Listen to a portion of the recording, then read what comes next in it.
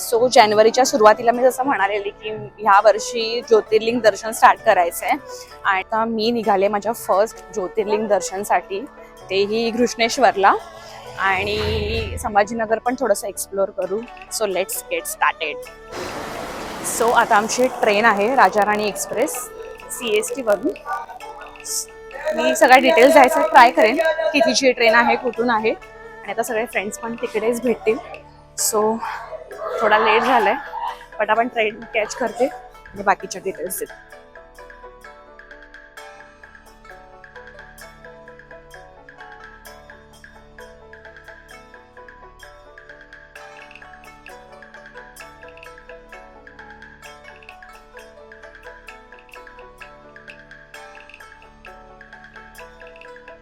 Finally आमची train आलेली आहे. नाव कायचं? हुसेन काय?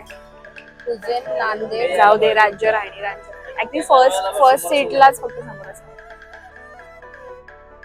मस्त घरून सगळ्यांनी डब्बा आणलेला तो आम्ही खाऊन घेतला आणि इतकी भूक लागलेली. आणि थोडा प्रवास चालू होताच समजलं की पाऊस पडतोय बाहेर आणि वातावरण इतकं थंडगार झालं होतं. मस्त झोप लागली आणि सकाळी उठल्या उठल्या सकाळी पोचलोय संभाजीनगरला. रात्रीचे 1:30 वाजले आणि आता आम्ही जाणार आहे आमच्या भक्ती निवासवर.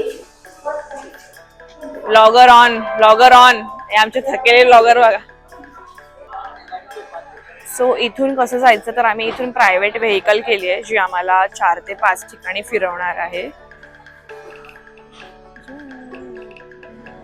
इकडे मस्त पाऊस पडलाय आणि थंड आहे.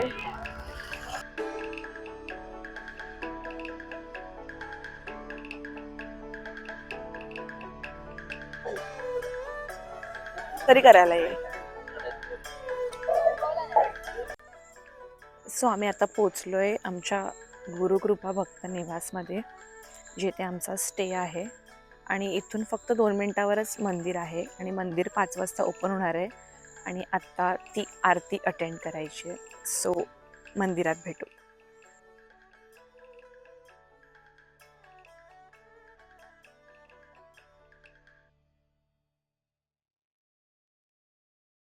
जे 5 वाजलेत आणि आम्ही आता चाललोय घृष्णेश्वर मंदिरात आरती घ्यायला आणि दर्शन घ्यायला. तर मे बी फोन अलाउड नसेल तर आपण मस्त दर्शन घेऊया. आणि हे मी मस्त रेडी झाली आहे. देवाच्या ठिकाणी साडीच घालायची असते, नेसायची असते. सकाळ सकाळी आम्हाला वराह दर्शन झालंय. रेस लागली आहे डुकरांची. मॉर्निंग वॉक आहे. ऍक्च्युली आम्हाला वाटलं मागे लागतायत पण पुढे गेले. सो मंदिर इथे बाजूलाच आहे.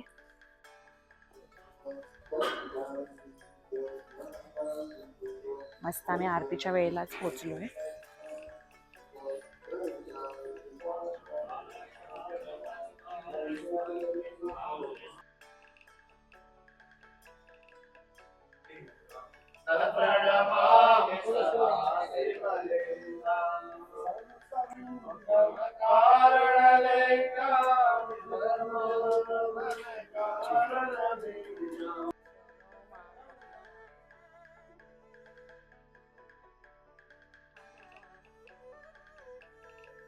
तर आमचं खूप मस्त दर्शन झालंय. आम्हाला आरती पण मिळाली आणि अगदी 10 मिनिटं आम्ही बसून दर्शन घेतलं आणि सनराईजच्या आधीच आमचं दर्शन झालंय.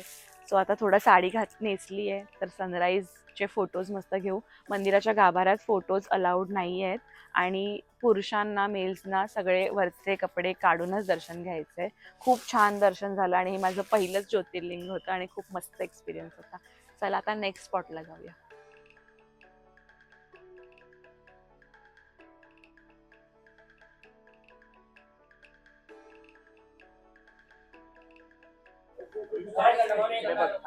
दर्शनानंतर मस्त कडक चहा.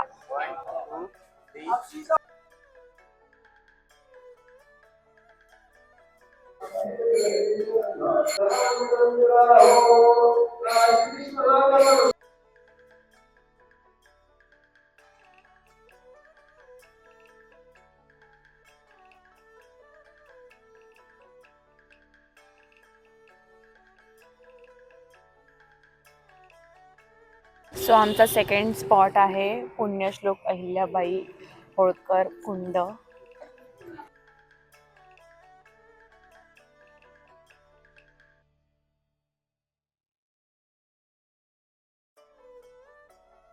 ही कुंड इतकी सुंदर होती, आतमध्ये पाणी होतं सुंदर आणि ते संध्याकाळी कारंज्यांचा शो असतो आणि छोटे छोटे दिसतात ते सगळी मंदिरं आहेत. मस्त लाइटिंग पण असते आणि इतकी संरचना सुंदर केलेली आहे. सो आता आम्ही चाललोय एलोरा केव्ह एक्सप्लोर करायला. मंदिराच्या अगदी बाजूलाच आहे आणि आम्ही गाडी बुक केली आहे जी आम्हाला सगळीकडे फिरवणार आहे. थोडा दर्शनानंतर मी अर्धा तास आराम केला. तुम्हाला जर एलोरा केव्ह बघायचं असेल तर अगदी मंदिरापासून 2 किलोमीटर आहे आणि जर अजंठा केव्स एक्सप्लोर करायचे असेल तर इथून ते 120 किलोमीटर आहे. सो आम्ही ते स्किप केलं आणि एलोरा केव्स बघितल्या. आहे भद्रा हनुमान मंदिर. इथे काल मस्त प्रोग्राम होता.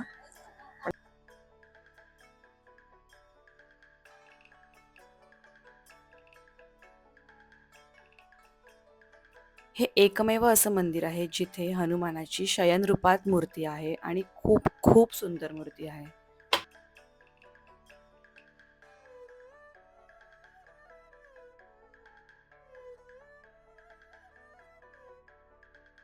आणि मंदिराच्या आजूबाजूला खंडोबाचं, शनिदेवाचं, शंकराची पिंड अशी छोटी-छोटी मंदिर आहेत. ती पण पाहायला खूप मस्त आहेत. आता हा घोडा बघा ना, इतका शुभ्र पांढरा होता आणि त्याच्या कपाळावर मस्त चंद्रकोर काढली होती आणि हा त्याचा पार्टनर मस्त ब्लॅक होता. जोडी खूप मस्त वाटत होती. आता इकडची खाद्य पद्धत थोडीशी वेगळी आहे आणि सकाळी जो आम्ही नाश्ता केला होता तो काही आम्हाला अजिबात आवडला नव्हता. म्हणून आम्ही मस्त भजी केली आणि ट्रस्ट मी आम्ही पूर्ण ट्रिपमध्ये जे काही छान खाल्लं असेल तर ती ही भजी होती.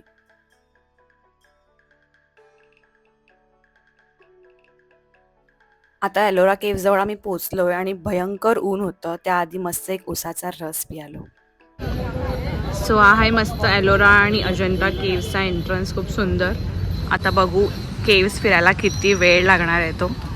इथे तुम्ही पायी पण फिरू शकता, पण आम्ही गाईड सिलेक्ट केला. गाईड आणि गाडी दोघांचे मिळून आम्हाला पर पर्सन ₹200 चार्ज लागला आणि ते वर्थ होतं. बिकॉज गाईड तुम्हाला त्याबद्दल माहिती पण देतो लेण्यांबद्दल आणि इतकं चालण्यापेक्षा गाडीने तुम्हाला फिरता येतं कारण खूप डिस्टन्सवर आहेत सगळे लेण्या. पाहिलं तुम्ही अजंता इथनं 110 किलोमीटर आहे. अजंता फेमस फक्त पेंटिंगसाठी आणि एलोरा फेमस कार्विंगसाठी. अजिंठ्याला 80% पेंटिंग आणि 20% कार्विंग पाहायला भेटतं. आता गाईडने माहिती दिल्याप्रमाणे इकडच्या काही लेण्या सरकारने त्यांच्या ताब्यात घेतल्यात आणि त्याच फक्त व्हिजिटसाठी ओपन आहेत आणि बाकीच्या ज्या ट्रायल केव्ज असतात त्या बंद आहेत. आणि खरं सांगते ह्या सगळ्या लेण्या अगदी बघण्यासारख्या आहेत. त्यांचं शिल्प, आर्किटेक्चर, वास्तू आणि पेंटिंग्स आणि कोरीव काम सगळं असं तुमचे डोळे दिपून टाकतील आणि हे पूर्ण काम एका दगडात केलेलं आहे. अद्वितीय असा नमुना आहे. म्हणजे त्या काळची लोकं इतकी सुपर टॅलेंटेड होती आणि इतकं नॉलेज त्यांच्याकडे होतं. अक्षरशः चिनी आणि हतोडी ह्या 2 गोष्टींनी ह्या पूर्ण लेण्या त्यांच्यावरची शिल्प कोरली आहेत. इमॅजिनेशनच्या अगदी बाहेर आहे.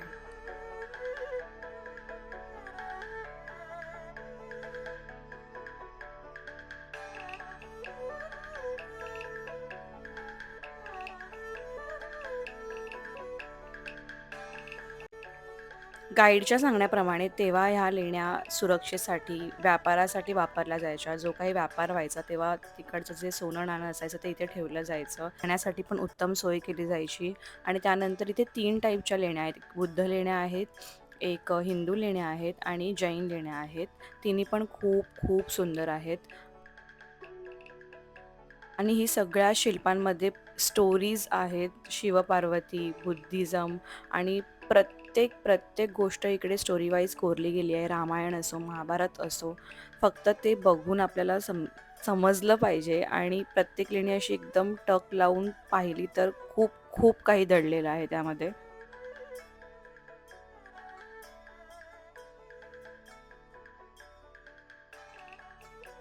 आता सगळ्यात महत्त्वाची ही हिंदू लेणी कैलास मंदिर आहे हे आणि सगळ्यात महत्त्वाचं म्हणजे आपल्या ₹20च्या नोटेवर जे चित्र आहे तेच स्ट्रक्चर हे आहे.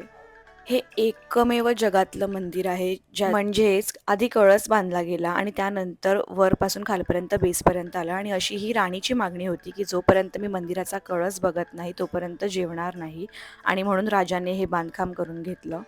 आतमध्ये भली मोठी शंकराची पिंड आहे जिला 4 दरवाजे आहेत आणि युनेस्को जागतिक वारसा असलेलं हे स्थळ आहे.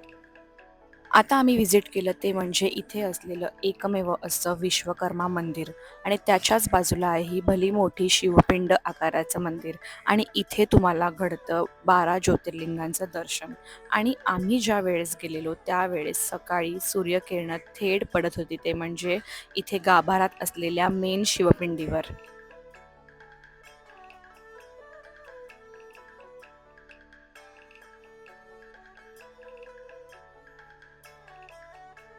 आता नेक्स्ट आम्ही पोहोचलो ते म्हणजे देवगिरी किल्ला म्हणजेच दौलताबादचा किल्ला. हा किल्ला इतका बघण्यासारखा आहे, स्टार्ट टू एंड इतक्या गोष्टी इकडे आहेत आणि त्या काळचा आणि आत्ताचा सगळ्यात सेफ आणि स्ट्रॉंगेस्ट मानला जाणारा हा किल्ला आहे जो कोणीच जिंकू शकलं नाही. 12व्या शतकात बांधला गेलेला हा किल्ला गिरिदुर्ग आहे आणि पूर्णपणे आतून भुलभुलैया आहे. किल्ल्याला मस्त एक असा चांद मिनार आहे आणि वर जायला 750 पायऱ्या आहेत. त्या पूर्ण चढून वरती तुम्ही गेलात तर मस्त असं स्ट्रक्चर आहे आणि बघण्यासारखं आहे. आम्ही हा पूर्णपणे नाही पाहिला, वेळ कमी होता, त्यामुळे जितका काही पाहायला मिळाला खूप सुंदर असा आम्ही एक्सप्लोअर केला.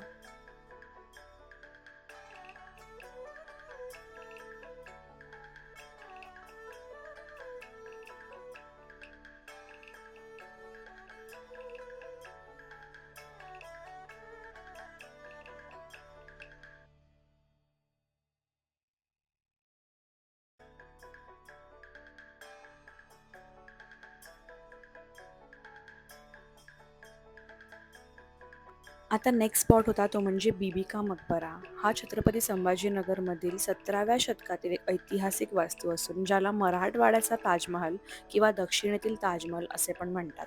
मुघल सम्राट औरंगजेबाचा मुलगा आझम शहा याने आपल्या आईच्या साठी म्हणजेच राबिया दुर्रानी हिच्यासाठी आणि हिच्या स्मरणार्थ बांधलेला हा मकबरा आहे.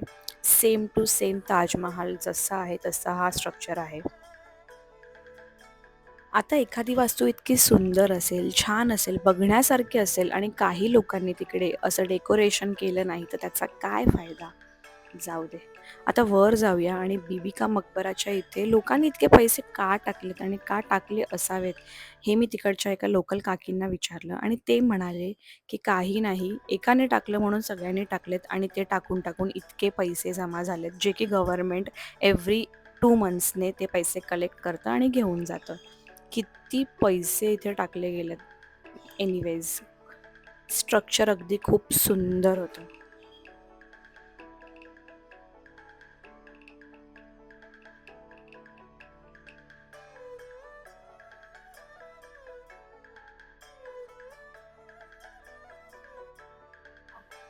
सो फायनली संभाजीनगरमध्ये आता आमचा सेकंड डे होता आणि सगळे स्पॉट बघून झालेत आणि फायनल स्पॉट आहे सिद्धार्थ गार्डन. तिकडे सगळे म्हणजे झूच आहे इकडचं आणि तिकडे सगळे मस्त प्राणी पक्षी बघायला भेटणार आहेत.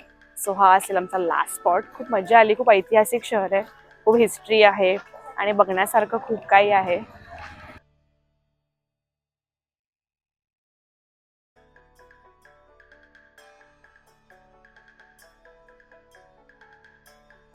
आता झालं असं, की झू 6:30ला बंद होतं आणि आम्ही 6ला पोहोचलेलो. त्यामध्ये तिकीट काढण्यामध्ये अर्धा वेळ गेला आणि आता धावत-धावत आम्हाला हे झू पूर्ण कव्हर करावं लागलं, बघावं लागलं. पण सगळं काही अगदी व्यवस्थित बघून झालं. प्राणी, पक्षी, साप, सापांचे व्हरायटीज आणि माशांचे व्हरायटीज मस्त बघितले आम्ही.